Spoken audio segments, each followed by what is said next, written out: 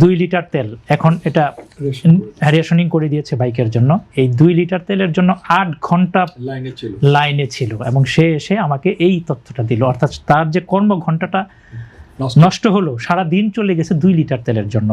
এই 2 লিটার তেল দিয়ে সে আজকে চলবে, কালকে তাকে আবার লাইনে ধরতে হবে। তো সবচেয়ে বড় যে সংকটের জায়গাটা, যুদ্ধ হচ্ছে মধ্যপ্রাচ্যে, এটা আমরা মিডিয়াতে দেখছি, বিশ্ব দেখছে, কিন্তু আমার বাংলাদেশে যে যুদ্ধটা হচ্ছে জ্বালানি নিয়ে, এটা কিন্তু সেইভাবে মিডিয়াতে বা বিশ্বের কাছে স্পষ্ট হচ্ছে না। আমাদের উৎপাদন খাতের সাথে সরাসরি জড়িত কিন্তু এই জ্বালানি, গ্যাস, এই দুটা জিনিস। আমরা কৃষি উৎপাদন বলি, আমরা শিল্প উৎপাদন বলি, ইভেন কি আমরা সেবা খাতের কথা বলি, পরিবহন বলেন বা ইত্যাদি ইত্যাদি। এই তিনটা আমাদের জিডিপির 3টা বড় খাতের সাথেই কিন্তু আমাদের এই গ্যাস এবং বিদ্যুৎ জড়িত। এইখানে যখন ক্রাইসিস তৈরি হয়, সেটা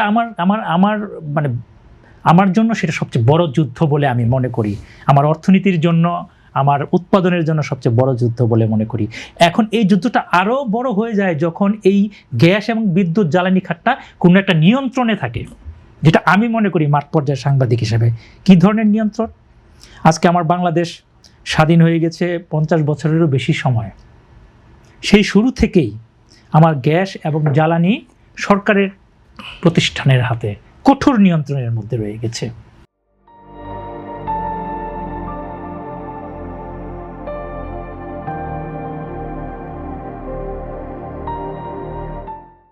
আমার জ্বালানি বিপিসি, গ্যাস পেট্রোবাংলা, এগুলোর মধ্যে রয়ে গেছে। আমার একটা সময় আমার বেসরকারি খাত ছোট ছিল, কিন্তু এখন আমার বেসরকারি খাত অনেক বড় হয়েছে। তারা জ্বালানি এবং বিদ্যুৎ খাতে নিজেরা বড় বড় প্ল্যান্ট করতে, বড় বড় বিনিয়োগ করতেছে। কিন্তু সমস্যাটা হয়ে গেছে, এই বিনিয়োগের জন্য যে ধরনের সরকারি নীতি সহায়তা দরকার, আমার বেসরকারি খাত কিন্তু টাকা চাচ্ছে না, আমার বেসরকারি খাত চাচ্ছে নীতি সহায়তা। সেই নীতি সহায়তাটা কিন্তু সরকারের কাছ থেকে ওইভাবে আসতেছে না। আজকে ভারত কিন্তু তেল উৎপাদনকারী দেশ না, কিন্তু আপনি জানেন ইউক্রেন যুদ্ধের পর থেকে ভারত বড় তেল রপ্তানিকারক দেশ হয়ে গেছে এবং তার তেল আজকে ইউরোপেও যাচ্ছে।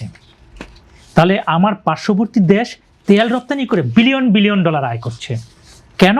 ভারত সরকার তার বেসরকারি খাতকে হিউজ নীতি সহায়তা দিচ্ছে এবং তারা বিভিন্ন দেশ থেকে তেল আমদানি করে রপ্তানি করছে।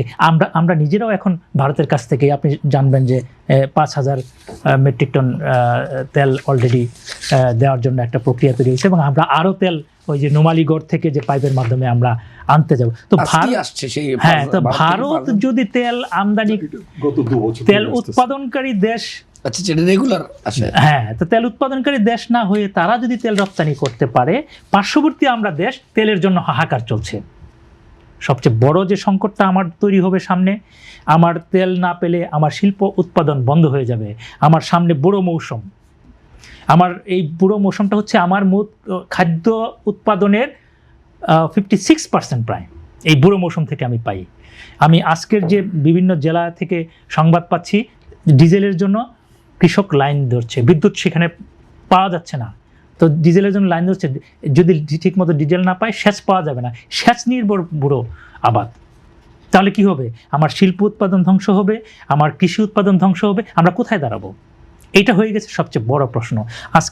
আজকে যদি আমার সরকারি খাতের পাশাপাশি বেসরকারি খাতটাকে এই গ্যাস এবং বিদ্যুতে সহায়তা পেত, তাহলে কিন্তু সরকারের উপর চাপটা কমে যেত। যেটা আমি মনে করি যে সরকারের এখন একটা নতুন সরকার, নির্বাচিত সরকার ক্ষমতা এসেছে।